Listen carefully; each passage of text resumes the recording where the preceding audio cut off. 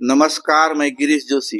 आज हम पहुंच गए हैं नगर पंचायत केस काल के वार्ड क्रमांक 1 में, जहां के प्रत्याशी पंकज कुमार नाग जी हैं, जो पूर्व में भी नगर पंचायत केस काल में पार्षद पद पर जीत कर इन्होंने कार्यकाल पूर्ण किया। उनके कार्य प्रणाली को लेकर काफी आम जनमानस में ऐसी चर्चा है कि इन्होंने वार्ड के लिए काफी अच्छा कार्य किया था। लेकिन वर्तमान में जो पूर्व में वो पार्षद पद पर थे, तब वो कांग्रेस समर्थित थे। लेकिन कांग्रेस में कुछ मनमुटाव या कहें दो गुटों के आपसी खींचतान से ऐसी स्थिति बनी कि पंकज नाग और उनकी टीम, एक कांग्रेस समर्थित जो टीम है, वह अलग से निर्दलीय प्रत्याशी के रूप में 8 वार्डों में और एक अध्यक्ष प्रत्याशी चुनाव लड़ रहे हैं। आज हम पंकज नाग जी से चर्चा करते हैं, उनसे यह पूछते हैं कि ऐसी क्या स्थिति निर्मित हुई और आपकी इस चुनाव में जो प्राथमिकताएं हैं क्या रहेंगी। पंकज कुमार नाग। देखिए, अब मैं बताना चाहूंगा कि जो हमारा वार्ड क्रमांक 1, यहाँ पे निवास करने वाले लोग, अधिकतर लोग शिक्षित लोग हैं, अधिकतर लोग कर्मचारी वर्ग से हैं, शिक्षित लोग हैं, समझदार लोग, और कुछ प्रतिशत लोग हैं जो थोड़े से कमजोर वर्ग से हैं, लेकिन सारे जानकार वर्ग के लोग हैं।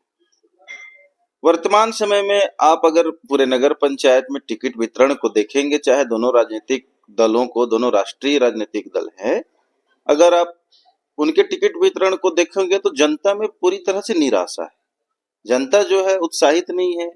ऐसे लोगों को टिकट वितरण किया गया है जिनकी पुरानी किसी तरह से सामाजिक समरसता को लेकर कोई भी योगदान नहीं, और जनता चाहती थी कि कोई योग्य अनुभवी व्यक्ति आगे आए जो उनकी समस्याओं का निराकरण कर सके। और हमारे यहाँ जो है वार्ड क्रमांक 1 में जब टिकट वितरण किया गया तो यहाँ के लोगों को जब पूछा भी गया, तो कुछ लोगों से मेरी चर्चाएं हुई तो उन्होंने बताया कि आपके लोग आए थे, कांग्रेस के लोग आए थे। कांग्रेस के लोगों ने हमसे पूछा तो हमने नाम बताया कि हमारे पार्षद का कार्यकाल अच्छा रहा है और हम उसको पुनः पार्षद बनाना चाहते हैं, ऐसे कई लोगों ने कहा। लेकिन उसके बाद भी राजनीतिक दल में, पार्टी में कुछ लोगों को व्यक्तिगत अपना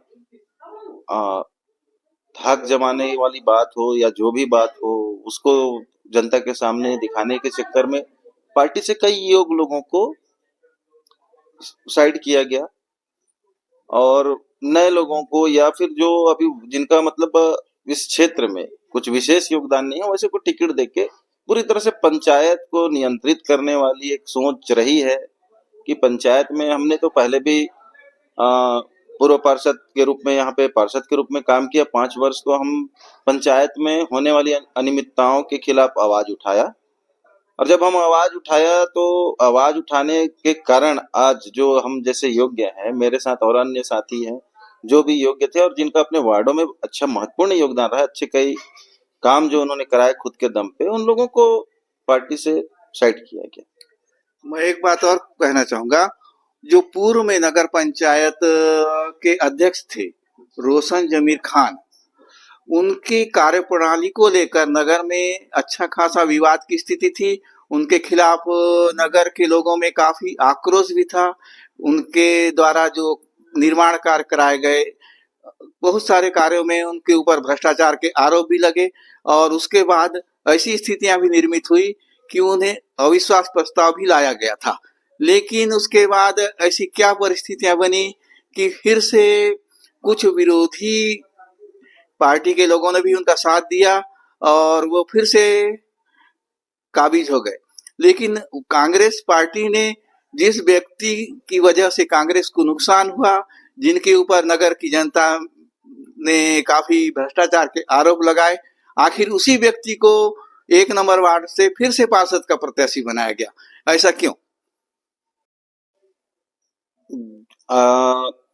क्योंकि अभी दोनों राजनीतिक दल के द्वारा जो 1 नंबर वार्ड में प्रत्याशी उतारा गया है, मूलतः वो इस वार्ड के निवासी तो है नहीं। एक जो बीजेपी से है वो 2 नंबर वार्ड का निवासी है, और जो कांग्रेस से है वो 3 नंबर वार्ड का निवासी है। और चूंकि मैं 1 नंबर वार्ड का निवासी हूँ और मेरा पिछला रिकॉर्ड भी काफी बेहतर रहा, पिछले बार भी मैंने कांग्रेस से जब लड़ा तो पहली बार ऐसा हुआ इस वार्ड में कि कांग्रेस से कोई व्यक्ति निर्वाचित हुआ है, नहीं तो इस वार्ड में पहले बीजेपी के लोग निर्वाचित होते थे। कांग्रेस से मैं निर्वाचित भी हुआ और भारी मतों के अंतर से मैं निर्वाचित हुआ, क्योंकि 400 वोटों का ये वार्ड था और उसमें मैं लगभग 111 वोटों के अंतर से पिछले बार पार्षद निर्वाचित हुआ था। उसके बाद भी पार्टी में कुछ वरिष्ठ लोगों के द्वारा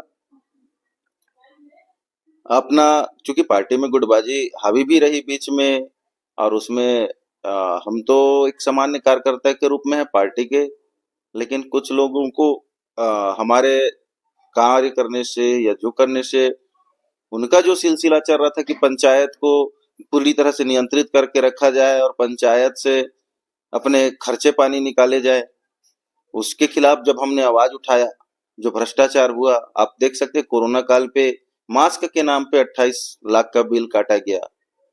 उसके बाद ऐसे कई मामले हैं जिनका अभी चर्चा करने से कोई मतलब तो है नहीं। वर्तमान परिदृश्य पे बात करें तो वार्ड नंबर 2 जो कि मेरे वार्ड से, मेरे निवास से लगभग 100-150 मीटर की दूरी से लगा हुआ है। पिछले बार वहां से जो नगर पंचायत अध्यक्ष रहे वो पार्षद के रूप में निर्वाचित हुए। उसके बाद पिछले बार जब पार्षदों के द्वारा अध्यक्ष बनाना था तो लगभग हमारे पास कांग्रेस पार्टी के पास 8 लोग रहे थे और बीजेपी के पास लगभग 7 समर्थक थे। उसके बाद मैंने अपना समर्थन देकर उनको अध्यक्ष बनाया और अध्यक्ष जैसे पद में बिठालकर वार्ड नंबर 2 का सेवा और पूरे शहर का सेवा करने का अवसर उनको दिया। अब ऐसी क्या परिस्थिति आ गई कि जो पूर्व में अध्यक्ष रहे, अगर वो वार्ड नंबर 2 का सेवा किए होते, वार्ड नंबर 2 में अगर वो उनका कुछ विशेष योगदान होता, तो आज वार्ड नंबर 2 फिर से पुनः सामान्य सीट है। वहां पे वो चुनाव लड़ने के लिए बिल्कुल वो थे, योग्य थे, वहां के लायक थे। लेकिन आज उनको वार्ड नंबर 2 से मैदान छोड़ के भागना पड़ा है और कांग्रेस से वो टिकट लेके वार्ड नंबर 1 में आए।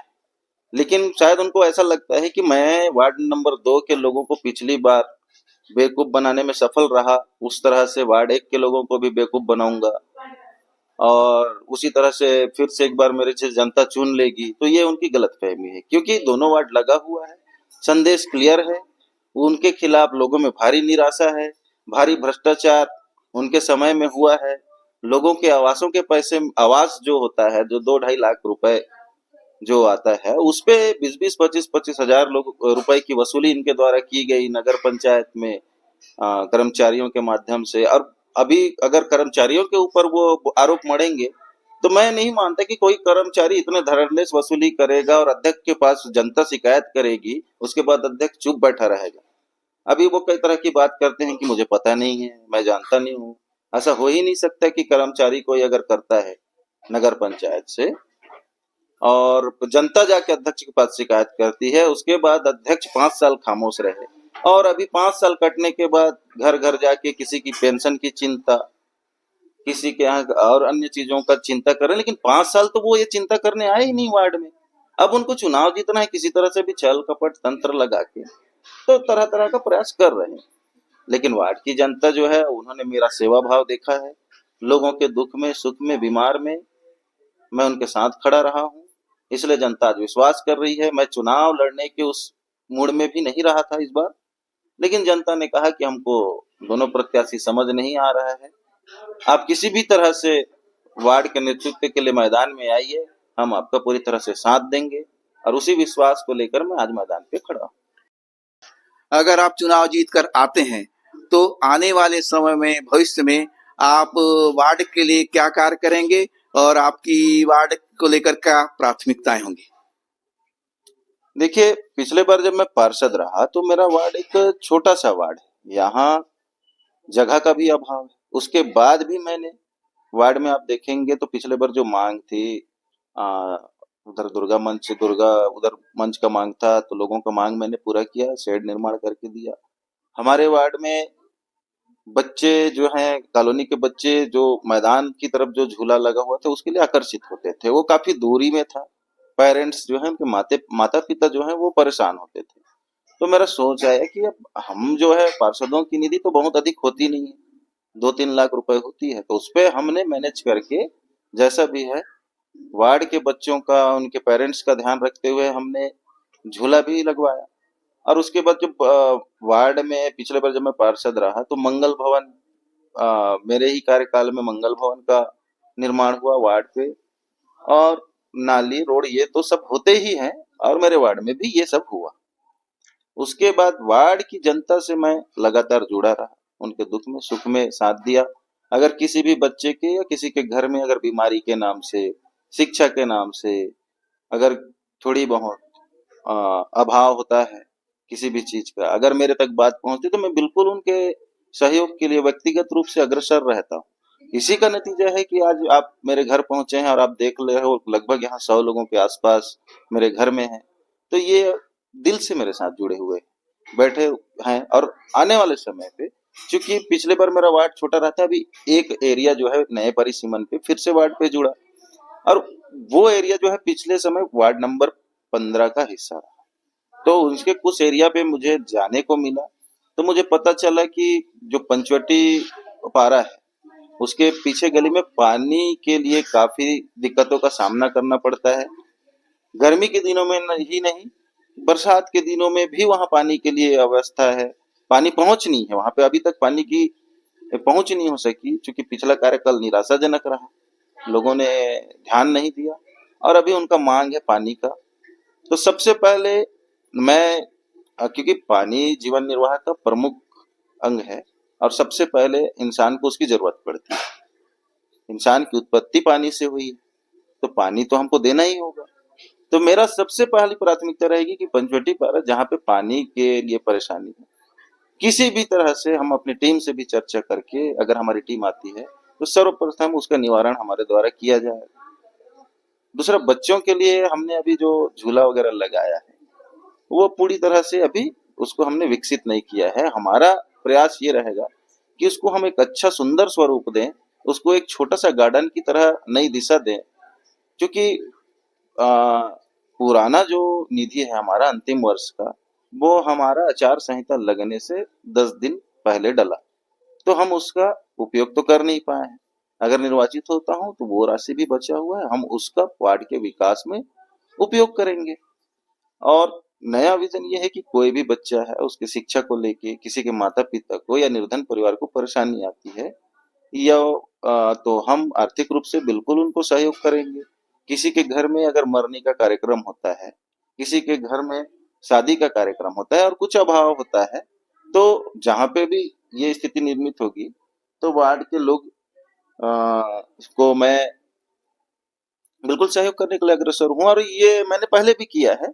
लोग इसलिए मुझसे जुड़े हुए हैं। आने वाले समय पे हम वार्ड में स्वास्थ्य को लेके, पिछले बार भी मैं प्रयास रहा था कि शहरी उप स्वास्थ्य केंद्र वार्ड में खुले, और मैंने एक प्रयास भी किया था, लेकिन किसी कारणवश वो वापस चले गया जगह के अभाव पे।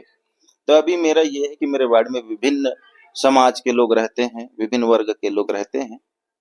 बारी बारी से मैं सभी समाज का जो विशेष मांग है, जैसे भवन हो, बाउंड्री हो, या उनका सामाजिक कोई मांग है, उसको भी निभाने की कोशिश करूंगा। और वार्ड में कई लोगों को आवास नहीं मिला है, कई लोगों का और भी समस्या है, उन पे मैं वार्ड में, मेरा विजन इस बार अलग है कि वार्ड में कई लोग बेरोजगार भी हैं, कई लोग बेरोजगार हैं, तो मैं अपने तरफ से प्रयासरत रहूंगा कि एक लघु या सूक्ष्म उद्योग की स्थापना मैं अपने वार्ड वासियों के लिए कर पाऊं, ताकि वो खुद मेहनत करके 100-200 रुपए दिन में निकाल पाए और उनको काम के लिए कहीं भटकना ना पड़े। ये मेरा व्यक्तिगत प्रयास रहेगा, चाहे शासन की योजनाओं को पता करते हुए वार्ड वासियों से, समूहों से चर्चा करके उस पे मैं काम करने के लिए प्रयासरत रहूंगा। धन्यवाद आपका।